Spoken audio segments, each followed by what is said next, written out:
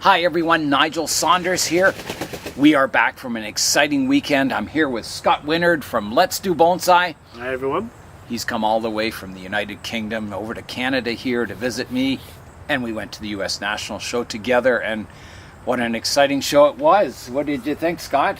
It was an absolute experience. Would you say thumbs up or thumbs down? Oh, absolutely a thumbs up. The trees, firstly, Yeah. the people, the staff, friendly staff. Yeah. That put it on and got us in there. A little bit of queuing at the beginning for everybody. Yeah. But all in all, I think everybody was happy and got in. And I think the memories I take home are more of the people you meet and hang out with more than the trees themselves, unfortunately. Did you find that? I did. I was surprised at how many people, obviously not recognised you, but the amount of people that was like, oh, I've seen you on a channel on YouTube, and I'm like, oh, okay. And quite a few photographs and even some autographs, which was a surreal experience. Yeah. And just all in all, an amazing weekend. There are a lot of trees at the show. Was there more than like the European show, the trophy? The trophy, yeah. I would say it was very much on par with the trophy. Okay. I saw a couple of comments from Mauro Stamberger saying, how he enjoyed the show. Yeah. And obviously Mauro was at the trophy earlier this year. He was showing trees and finished really well and got some awards and things like that. Nice. So,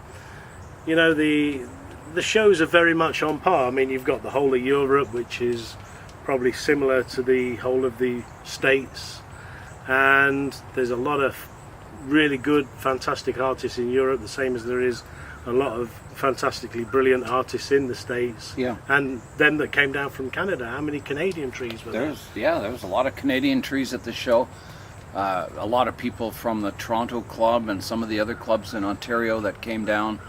I would say there was probably 20 to 25 Canadians there, do you think? Yeah, somewhere around there? Yeah, and that just the amount of them was quite amazing. Yeah, you're always bumping into people. Hey, how's it going? So one thing that stood out to me was how friendly everyone was. It was fantastic. I met so many people who watched the Bonsai Zone, and it was nice to put a face to the name. I met Dana, who gave me the seeds that started the Osage Orange for us. I met Lance, who's commented on the videos, and hope you're doing well, Lance. And there was so many people. Scott and Sue that looked after us on the new table when we lost our position on table 9, which I think was meant to be. Yeah, we had Scott and Sue were brilliant with us, and Scott's friends. There was George. Yeah, the guy with the bowler hat. Yeah. And so this was the banquet after the first day of the show. You bought a meal ticket and you went to the banquet at night. There was awards for all the different categories of trees, and it was like one big party of bonsai people. It was an event. It was cram full that banquet suite. There was over 1,000 people there, I would say. Yeah, right? I mean, this year now I've had two very interesting experiences. I walked the trophy with some good friends, and a good friend of mine, Rob Atkinson, that I consider to be a very good friend, and he's well known over there. He's a professional bonsai artist, and you would take 2 steps and you'd be saying hello to someone else, and you sort of stand there a little bit, not wanting to get in the way. And now I've walked around the US show with this gentleman here, and we took 1 step and there was someone else that was amazed to see, the great Nigel Saunders was mooching around the US show, and as you said earlier, everybody was so nice. So friendly. We were well received. It was. I felt like a celebrity for the weekend, and I'm not used to feeling that way. So thanks everyone who came and said hi to me. I really appreciate it, and I'm sure you'll see lots of photos of me standing beside people online, because Scott was nice enough to take all the photos that day. He was the official Nigel Saunders Bonsai Zone photographer. And he took care of me. He got me a coffee every now and then. And yeah, it was... the entourage. So as far as the show, my overall impressions of the show, the venue is a nice size. It's not... I've seen some shows like where there's skylights in the ceiling, and it's the overall ambience of the show is more artistic, I would say. Yeah. This is in like an athletic practice warehouse or something, and it's I mean, the building's not beautiful, but they certainly set up all the benches and everything nice, and they sure made a really nice venue for the show out of basically, a warehouse kind of thing. So aesthetically, the overall building and that was adequate. Reasonable. Adequate Yeah, is how I would say it. The show was hot and humid. Obviously, the heating system couldn't keep up with the show was so crowded. There was a lot of space to see the trees, but it was a full place, and I guess we generate a lot of heat, us humans, and obviously the heating and cooling system couldn't keep up with it, and it was pretty steamy in there. Yeah. Not obnoxious or anything, but it was a warm venue, and the demonstration areas were quite warm. You could go and sit in the demos, but the guys on stage were suffering a little bit, weren't they? They were sweating a little bit. Yeah, it was like being in the tropics. The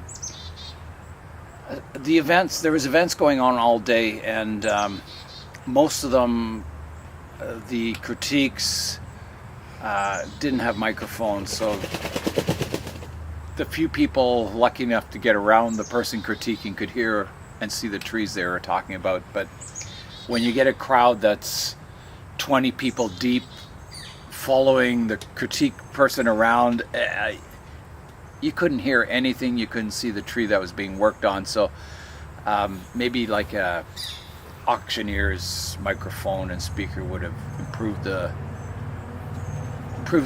experience,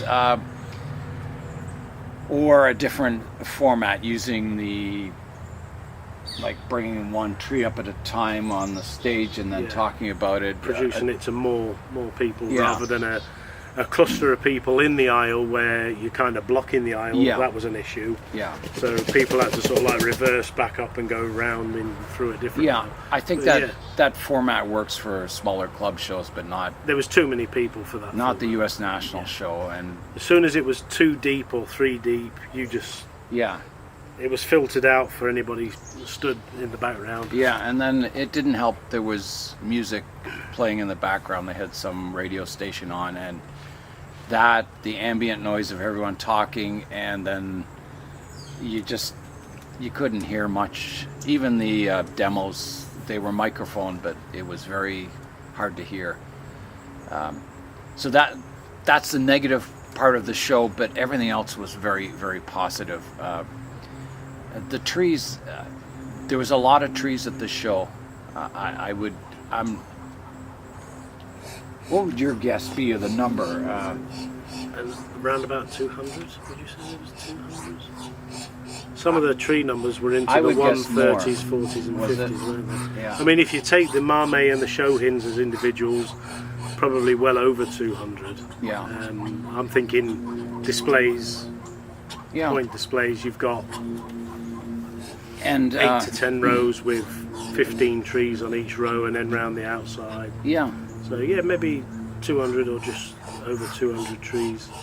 So it's a lot of trees, and when people come up to you and ask you, so do you have a favorite tree in the show?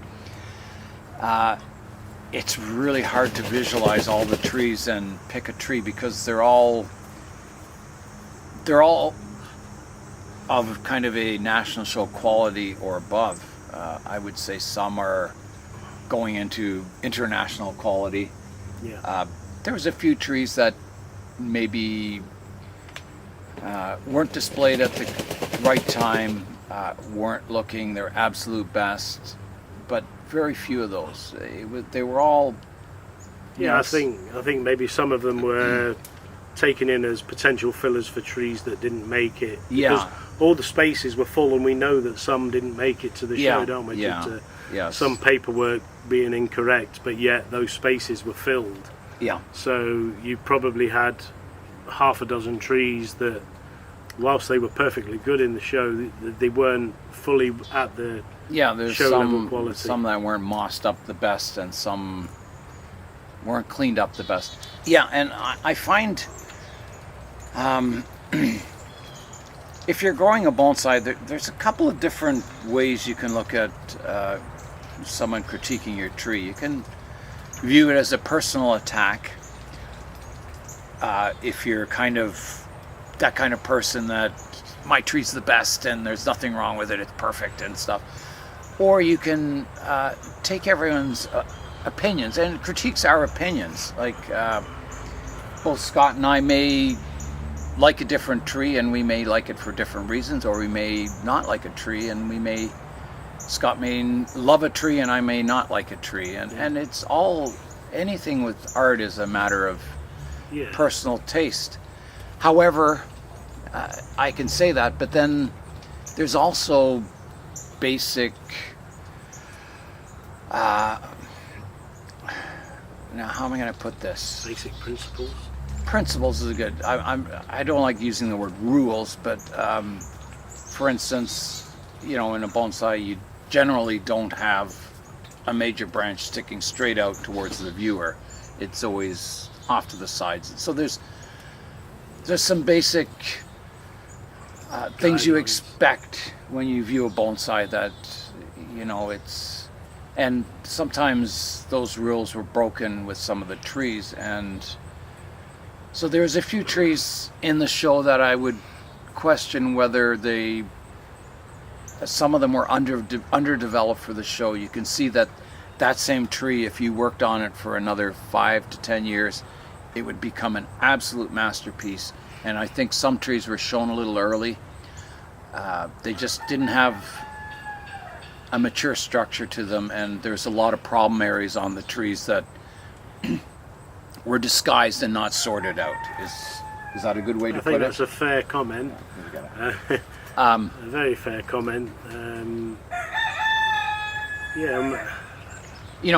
then someone will also say, well, who are you to criticize, because your trees all look like, I'm not going to say, you have no trees that are even close to that, and it's very true. However, it's a show where trees are put on display, and you've got to expect people are going to look at the trees and they're going to have their favorites, and the opinion of someone just first starting into bonsai is just as valid as someone who's been into bonsai for many, many years, whether they like the tree or not. And someone who's starting in bonsai may not know why they like the tree, and someone who's been in bonsai a long time will say, well, you like the tree because of these reasons. And so I think when someone gives you an opinion on a tree, or a criticism, or a compliments,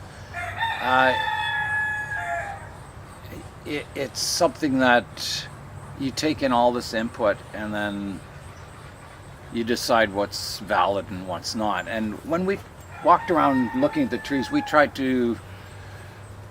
talked among ourselves about, what we like about the tree, what could be improved, sometimes what we didn't like about the tree. I would say every tree at the show we liked. Some we loved, some we liked less, but there was none that we said, there was no trees there at the show that we didn't like. There was just some that needed a little more development and a little more polish.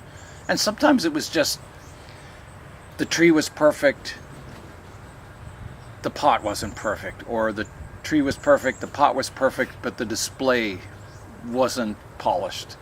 The wrong stand, the wrong color scheme for the stand, or the wrong color pot, or some things that just didn't make sense. the philosophy of display is really to put the focus on the tree pot combination.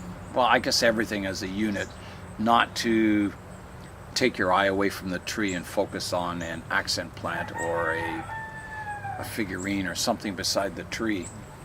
Yeah, there were some trees that just, I think the display wasn't polished, and the tree was fantastic, but the display just wasn't there. It was almost, instead of complimenting the tree and making the tree look better than it was, it did the opposite. It almost...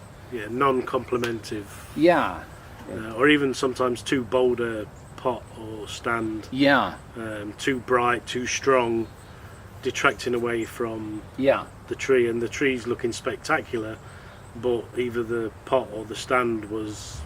You get a lot of trees on funky stands where people, they'll use scrap metal and make kind of a cool stand, like an artistic kind of display, and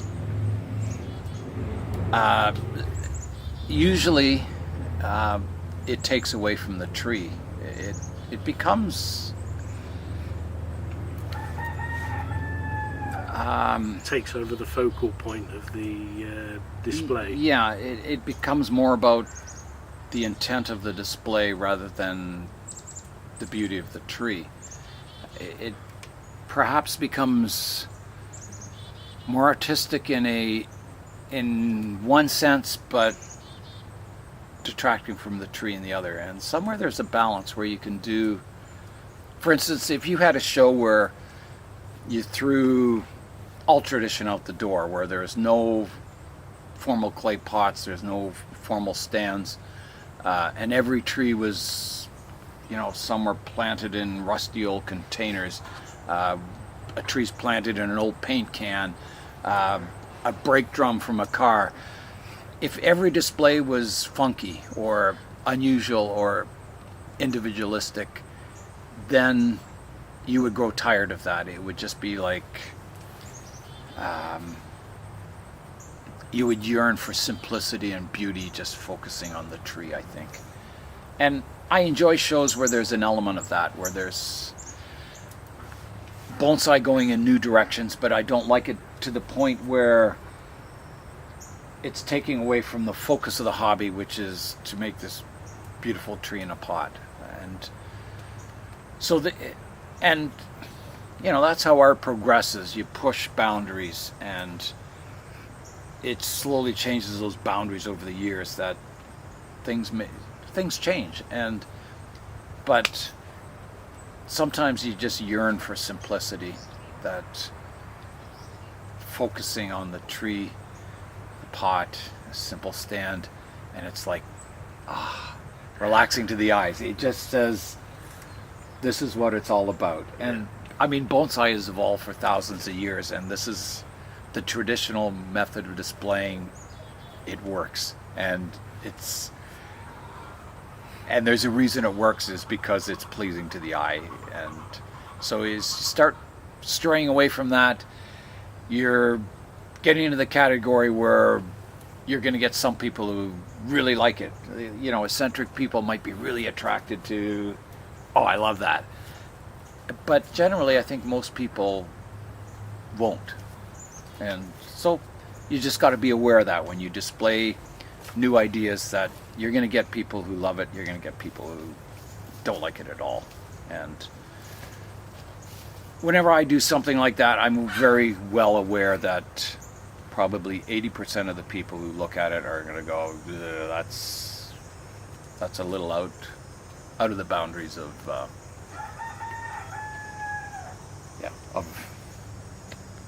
I don't know, a little too much. Yeah, out of the boundaries of what bonsai is meant to be about. Yeah. But yeah, I mean, some of those displays were, rather than being relaxing, they were bordering on being exhausting to jarring to the eyes. Although spectacular. Yeah, and there's sometimes you just didn't know where to look. It was like this display of things, and and it was like your eyes just kind of like trying to focus on the tree, but it's getting distracted by all this metal around it and or color and stuff around the tree, and it was just, yeah, there's something to be said for tradition, isn't there, Scott? Yeah. Just a calm, peaceful,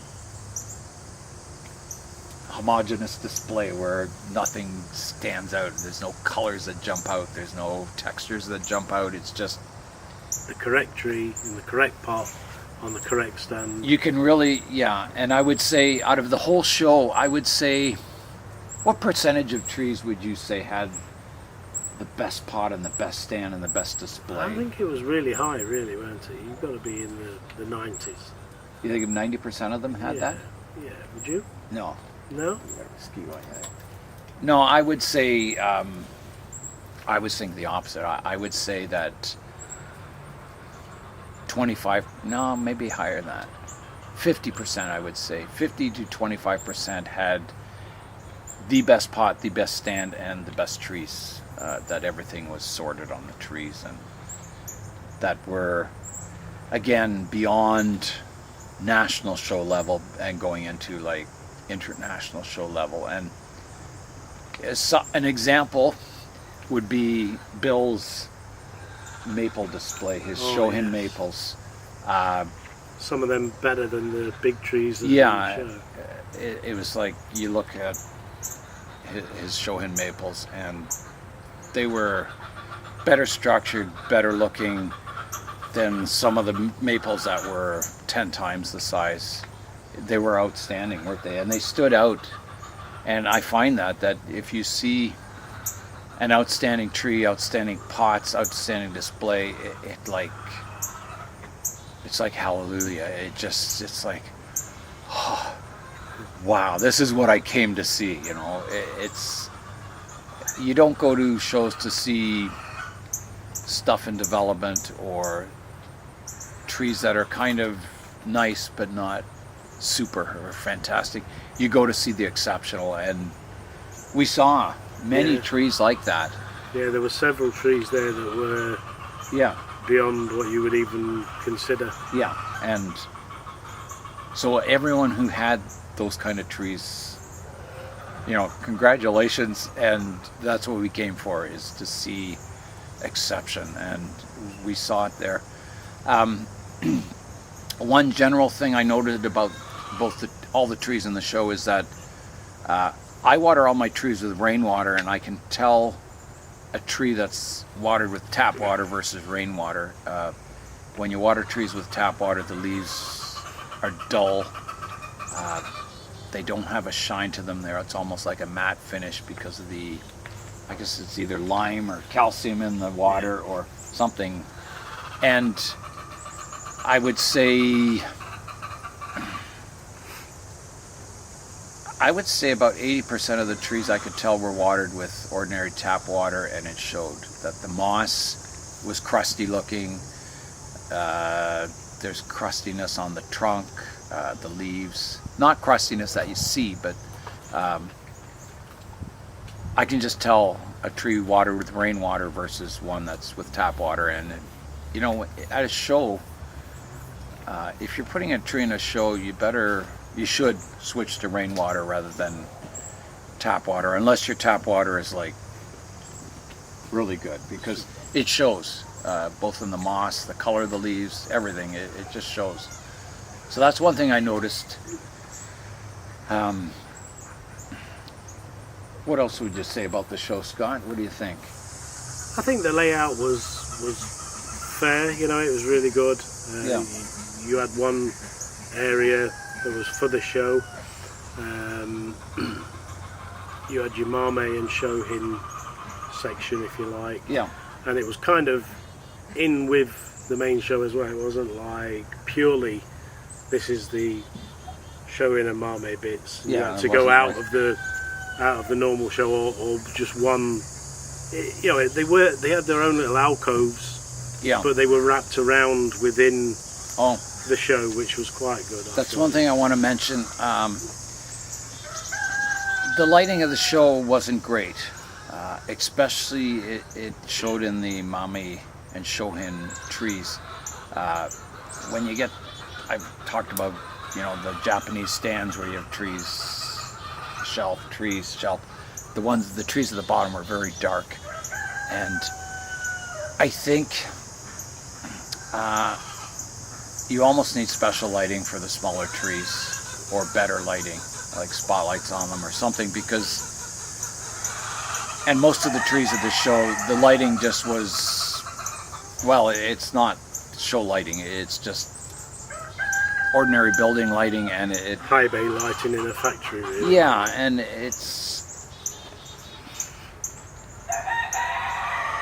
there's not much you can do about it unless you change venue to a art gallery or something that has track lighting that you can point at trees, or you know, you have it in a greenhouse or something, or outdoors or something, you know. But I find that with most shows is that the thing that lets the show down is the lighting on the trees. And you don't necessarily have to have like sunlight or anything, but it's like if you went to an art gallery and it was hard to see all the paintings on the wall or something if you didn't have any special lighting. Art galleries do it. They have special lighting. Dedicated lighting for each picture. Yeah, so maybe it's something to think about, you know, for future shows, and that is to try and improve the lighting if possible, and it's probably not possible, but... Well, probably too expensive to try and implement and include. Yeah. You could have portable clip-on lighting that plugs in somewhere, but then it's the amount of plugs. It's, you know, you're looking at over 200 trees, potentially all wanting their own lighting. It's So I think the only solution is, you know, I mean, when they go into the photo booths to have their photos taken, you know, if you get the book, you're going to get the best lit view of the tree. But in the show itself, you're sort of trying to make sure that you're making the best view. Yeah. You have the idea of a bonsai show is to display the tree looking the best it can, and if the lighting's letting the tree down, well, it's not looking the best it can. So I mean, I criticize a lot of shows. There's some shows that are in a greenhouse and it's fantastic. There's shows that have natural light or track lighting, and really it helps improve the show when you can adjust your lighting on specific trees. And it's not possible in that venue, but so maybe, you know, it isn't the best venue, but it's sometimes you have to make do with what you can get. And I think we're lucky, you know, that there is a U.S. national show. I think, well, it's fantastic. I wish there was a Canadian national show, and maybe someday there will be, but and even the awards, what is it called, the trophy show? the trophy in Belgium. It's not officially the European national show, but it's unofficially the European national show, right? The Belgian, it's a Belgian show. Yeah. And it's fast become the European show. I guess and it's sort of in the middle of everything, is it? Yeah, and people from all over Europe go there to show their best trees, and you can tell that these guys are showing their best trees, and they do a good job of getting them up to show level, and you're in awe a lot of the time, as we were yesterday and the day before, so looking at some of these specimens. That show's changed names quite a bit. At one time was the Ginkgo Awards. Ginkgo Awards, No-Landers Trophy. Why do you think they don't just call it the European National Show? Because it's basically run by a Belgian club. Okay, so it's not... Or the Belgian national, if you like. So it is a national show maybe for Belgium. Right. But it's fast become the show to go to. The show, eh? And the show to display at, which unfortunately for the British, it's become very difficult for trees to go in and out due to that Brexit thing. Right. But you can certificate trees to get out, but then you need to re-certificate them to get back in. I see. And I think the cost implications of those certificates have made it that many of the British artists and professionals I see. struggle to to display. So you mentioned the Sheffield show is sort of becoming like the British national show? Or? No, not the Sheffield show. No. You've got the... Or not Sheffield, I mean, what's the airport? You've got the Heathrow show, Heathrow, which is a good show. Okay. But the Crawley K2 is considered like a national show. Okay. And last year there was a show in Telford, which was a fantastic show. It was in a building that was equals or defeats the one we've been at this last weekend. Okay. The show area was large, and it could have been expanded on if needed. And the trade areas are always large and vast for people to go and get their material. Let's talk about the vendor area. Yeah, so the vendor area at the U.S. National Show, it was probably equal in size to the actual show, wasn't it? It was very large. Yeah, it's maybe not quite as equal, but it was very close. Cause I think it was slightly wider. It wasn't as long due to the presentation area that was at the bottom, but it was rather big. Yeah. So one thing we found was that I would say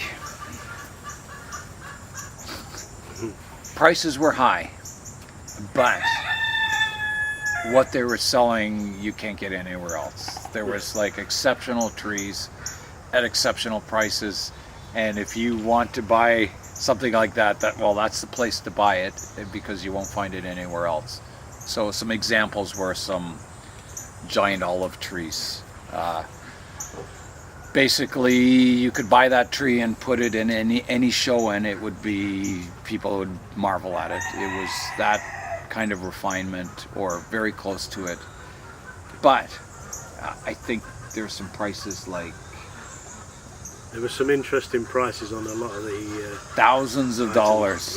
Yeah. I'm trying to think what the most. I think the demand for such things that outstrips the availability of the material. So the demand for the material outstrips the availability of the material, which makes it very expensive. An example, one of the first vendors we came across was Sarah Rayner, and she had I guess 2 long tables of pots, like very long tables of pots for sale, and she sold out in the morning, 3 hours. There was like 1 pot left the second time we went around, and that sold too, and she went home early the first day. And none of the pots were inexpensive. Like, they're all $600, $800, $1,000, but exceptional pots. And I find, anything in life, if you have exceptional things, you can get exceptional prices for them. And there's always someone out there, if you're looking for that perfect pot for your tree, and you find it, and it's $1,000. Well, that's the price of being in the hobby. That's the difference between your tree looking 100% versus 80%. So it's not, when you're displaying trees at a national level, you better not be thinking about money. You better be thinking about what's best. Don't go into high-level shows if you're on a budget, because some of these stands and that are underneath these trees are they can be thousands of dollars, and it makes a big difference. It's like you can't just, you're not doing that on a shoestring budget. No, you can't just put it on a block of wood and expect your tree to look 100%. And so like bonsai can be a very inexpensive hobby. You can grow trees in your backyard in plastic training pots, and you can grow that tree for almost your lifetime before you put it in an expensive bonsai pot, and you'll enjoy the hobby. But as soon as you start displaying your trees in first club shows to kind of practice displaying trees, because it does take practice, and then maybe some higher level shows, it's going to cost money. So if you're on a tight budget, don't show your trees in high-level shows, because don't display your trees if they're not looking 100%. You have to be willing to spend the money. I think David Easterbrook said bonsai is a hobby for retired rich people, because they have the time and the money to put into their trees and displays. And that statement he said is always stuck in the back of my mind. I'm retired, but I'm not rich, so yeah, I'm going to be struggling if I ever, someday if I was ever to put a tree on display at a national show or something. I would have to find the money for an exceptional stand and maybe an exceptional pot, and so it's just something to keep in the back of your mind, that as you progress in the hobby, you may have to end up buying more and more expensive pots to really display your trees. And it's just something that you have to do if you want to display trees at a high level. It's going to cost money. Or there's always the exceptional person out there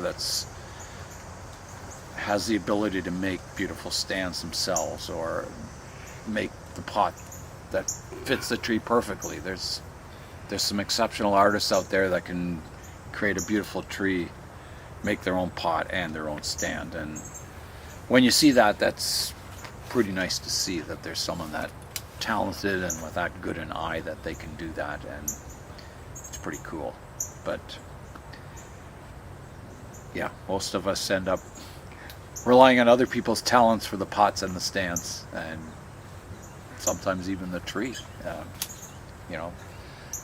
I don't think there's a lot of trees at high-level shows that people have developed themselves, because most of these trees are multi-generation trees where they've been handed down from other artists, and it shows. Like a really old tree, there's an exceptional quality about them. It's a lifetime isn't enough time to develop unless you collect a really beautiful, well-structured tree. You need to be into the hobby at 10 years old and finalizing your tree when you're 95. You can create an exceptional tree, but I guess what I'm saying is that you can create an exceptional tree in your lifetime, but then when you pass it on to someone in their lifetime, they can take your exceptional tree and make it even more exceptional. And bonsai, the idea is to improve the tree, continuous refinement over many years, and the more years you have, the more refinement, and it shows in these older trees that are passed down, that it's refinement upon refinement upon refinement, and the trees just get to a point where you just shake your head and go, wow, how does something like this exist? It's beyond fantastic. It just becomes, like I said, exceptional. And when you see a tree like that, it's almost like you can't take your eyes off it. It's just like, wow, this is what the hobby's all about. That's why we do the hobby. So, we're still talking about vendors. Vendors, yeah. Well, Sarah obviously sold out in the morning, as you've already said, and then there was lots of other great vendors, weren't there? There was. And there Roy Manera, he sold out, I think, because I was intending to get a pot mug. Oh, yeah. And when we went back through, after spending so much time in the tree area, he'd wrapped up and gone. So I missed that opportunity, but there'll be another time. I think the key takeaway about the vendors is you better go there first before you look at the show. And if you snooze, you lose. Yeah, if you see something you like, you better buy it right then and there, and even grab it with your hand, because if you set it down, there's going to be another hand come in and take it. It's almost like it reminded me of Black Friday, that you banging better on the door and in you rush in and kind of grab what you want, and then Well, that's basically what happened with Sarah's stand. You know, Yeah. by the time we got there, it was yeah, they were going stripped. fast. Yeah, the people were holding 2 or 3 at a time and ready Yeah. to pay. Yeah, and if you're looking at a pot, you set it down, someone else picks it up right away, and Yeah, you may never get your hands on it again. So proper pots with proper prices, then people were yeah, not scared of taking them away. yeah. So yeah, it was. There was great trees at the vendors area too. Like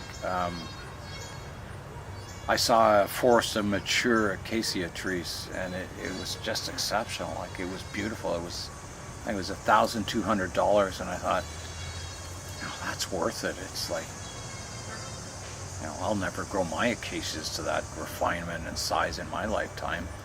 It was just, it was pretty cool to see. Yeah. And yeah, there was some nice stuff for sale. Nice pots. And there's used pots, there's new pots, there's Collectible pots. There was a few. I mean, some of those tiny little pots. yeah, With all the heritage behind them for like $1,000, yeah, and it was no bigger than my thumb. yeah. But beautiful. Like when you Yeah. look at them. If money was no object, if I was retired and rich, Yeah, I would have had a few of those. But I'm neither. yeah. Not retired, not rich. Yeah. I would have invested in some of those tiny pots, they're- even though they were so much money. Yeah. They just, well, you're not going to get those pots again ever, because the original potter has Passed left away. us. Yeah, it's getting into the, like, pots can be collectible in bonsai. Famous potters that make really nice pots, and then they pass away and their pots become rare, and so if you want that quality of pot and that style, it takes money, that's for sure.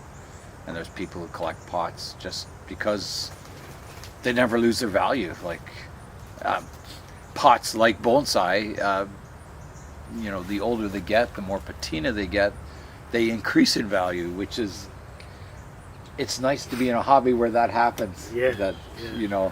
Rather than it rots away and it's worth pennies at the end. Yeah.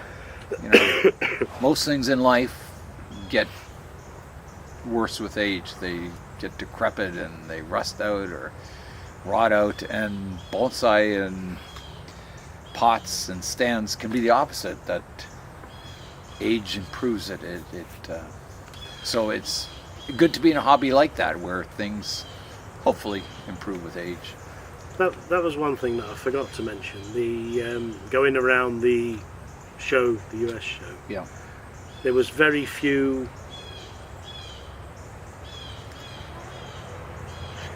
Literati? No. Um, No. Scrolls. Scrolls. Yeah. There was very few scrolls on the displays. You would look down the aisle and you would see maybe 1, possibly 2. Yeah. And it seems to be in Europe at the moment, the thing is to have a scroll with every tree. Yeah. So walking around the trophy, There was definitely the space at the shows to put a scroll on the back wall. there was a distinct. I think I got the impression that there's Chinese bonsai, there's Japanese bonsai, and now we have American bonsai, or I'll say North American because there's a lot of Canadian trees there. I think North America is searching for an identity in bonsai. What is an American bonsai? Well, it's an American species of tree, an American potter, and maybe an American stand maker. And they give away a special award for an all-American tree. All-American, yeah. And I think in North America, and I say we because Canada, the U.S., we're searching for an identity that we can call an North American style bonsai.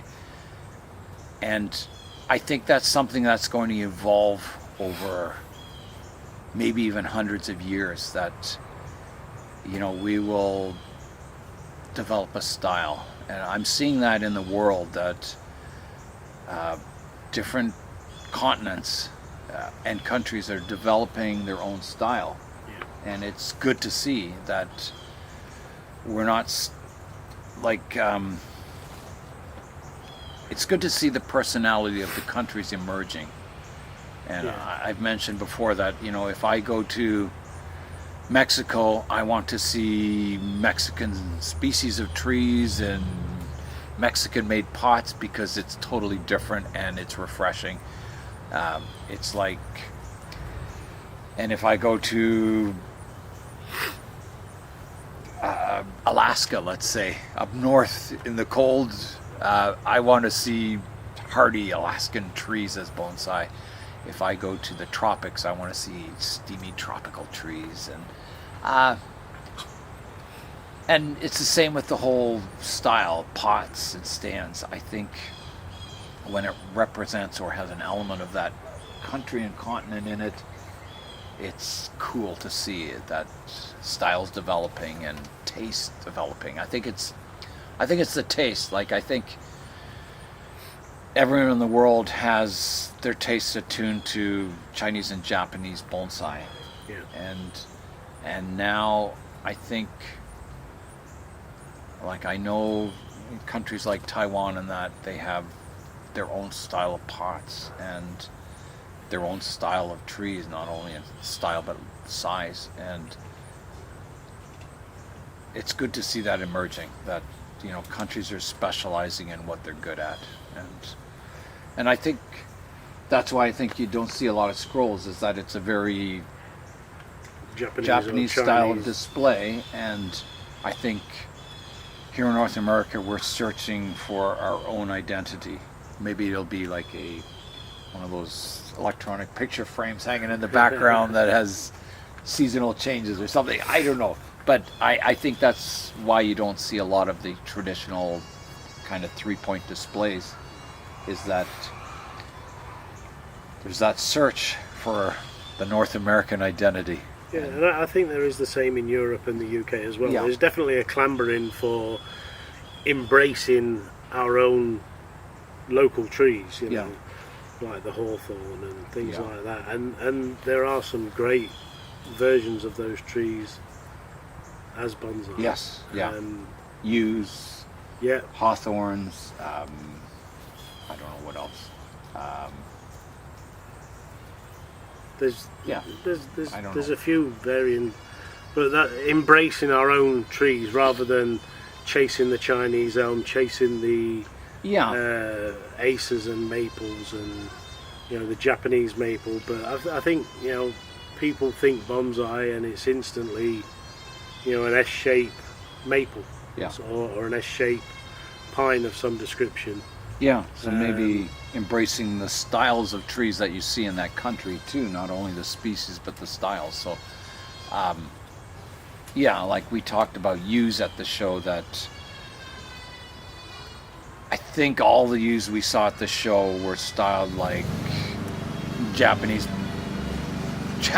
black pines, basically, right? Yeah. Not like a yew you would see in nature, or even an old yew you would see in England, right? No, they've been picked out to be, you know, the Japanese, Chinese bonsai styles, the typical styles. So it's just one style of tree with multiple species imitating that style, and maybe, and I say maybe, and hopefully that will be what emerges in different countries' styles, is that their bonsai will look like the trees they see around them, not that typical bonsai style. And I hope to see more of that in the future. And I saw that at the show, that there were a lot of kind of native species in that were styled more to look like the native species you see in that surround you, not a stereotypical bonsai tree. One thing we did notice at the U.S. National Show is that all the major artists that we know of were there, except one person, and that was Ryan Neal. And there's a bit of talk that, I hope he felt welcome there. I don't think anyone should be shunned for their opinion on a certain subject or talking about the truth about certain issues. I think it's good to get discussions out there, and well, I hope we see him at the U.S. National Show in the future. I think both he and his trees are always welcome, in my opinion, right? Yeah. I think. I mean, he does it over the years. He's done a tremendous amount for bonsai, especially in the West. You know, in the US. Yeah, and I hope everyone feels welcome at the U.S. National Show. I don't want to see it become this cliquey thing where,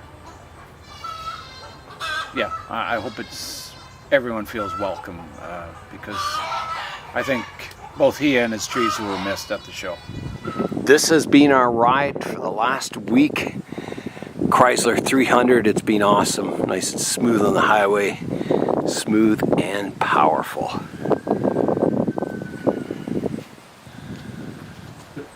It's been a busy week. It started off with a trip down to the United States to Rochester, New York for the U.S. National Bonsai Show. That was quite an event.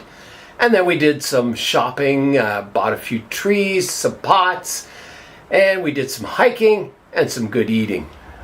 So Scott, being as nice as Scott is, I'm not supposed to get any more trees, am I? No, but that doesn't mean someone else can't get them. You know that Baobab style jade? Yeah. It didn't make it. So you got room for one more? So I have room for one more, and there was another jade that I cut back to a stump that started leafing out, and then I either watered too much or too little, and that didn't make it. So we've got room for two more. So and so Scott got me two more trees, and everyone has been asking me, do you have an olive tree? Do you have an olive tree? It's always in the comments, and now I can say, yes, I do. Nigel has an olive tree. So here's the two trees, the new additions.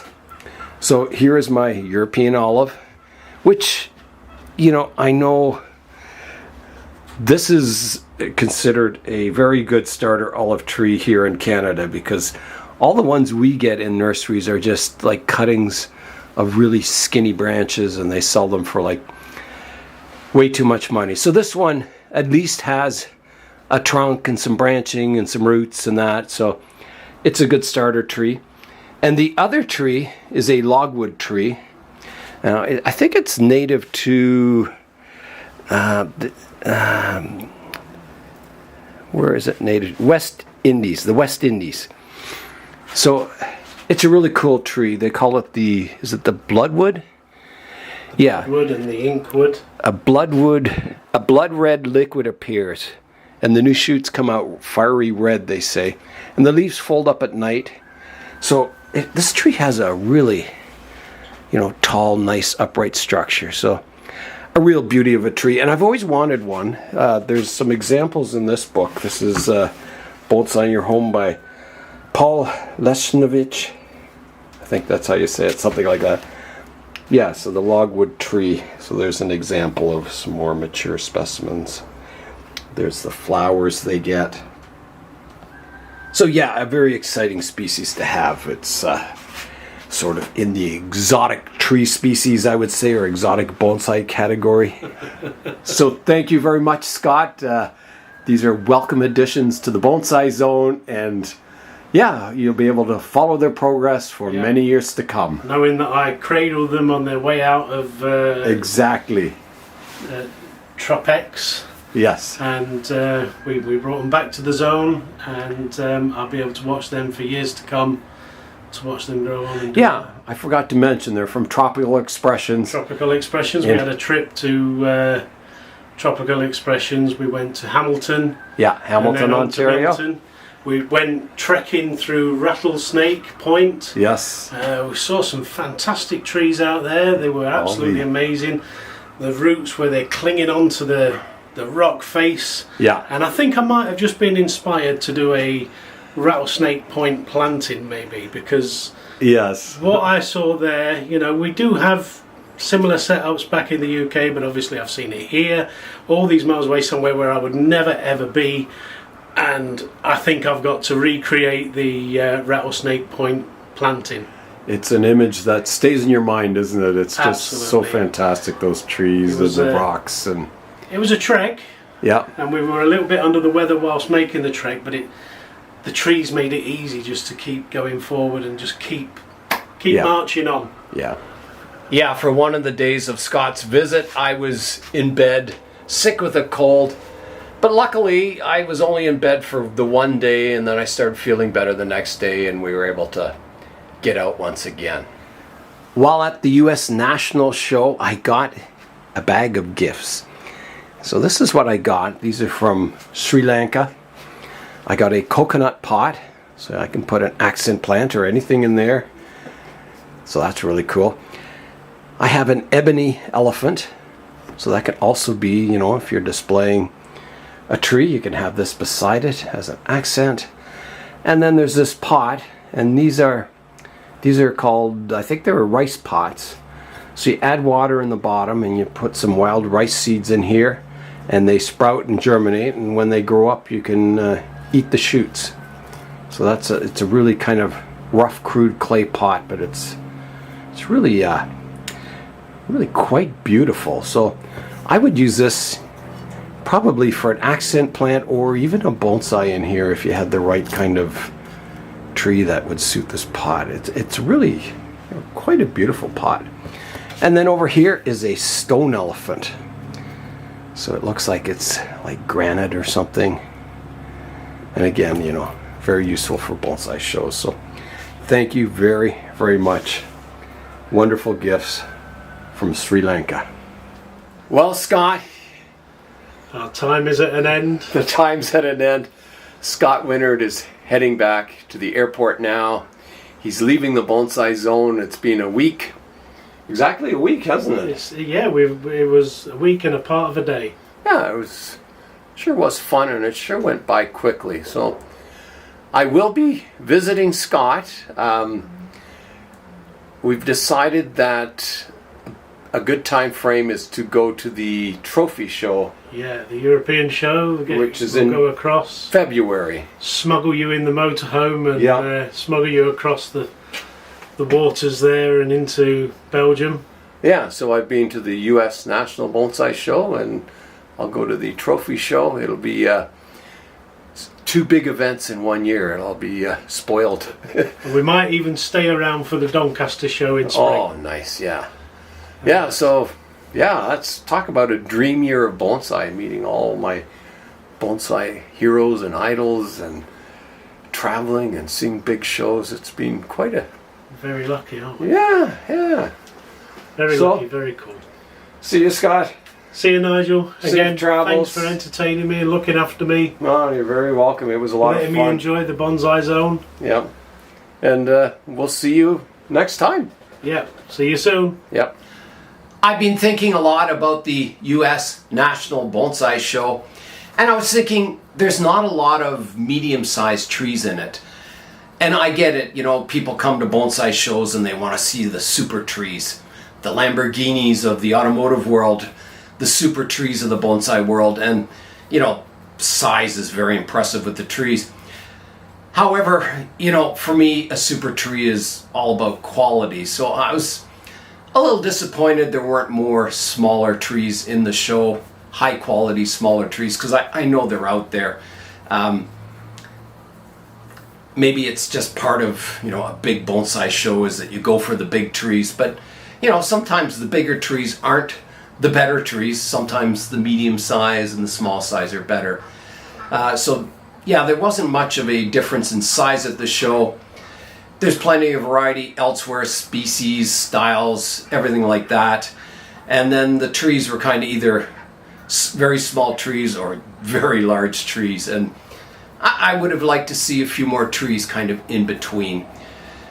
Yeah, so that's just another thought I had about the U.S. National Show. What a weekend it was at the National Show, and it was fun having Scott Winnard down for the week. We had lots of fun together.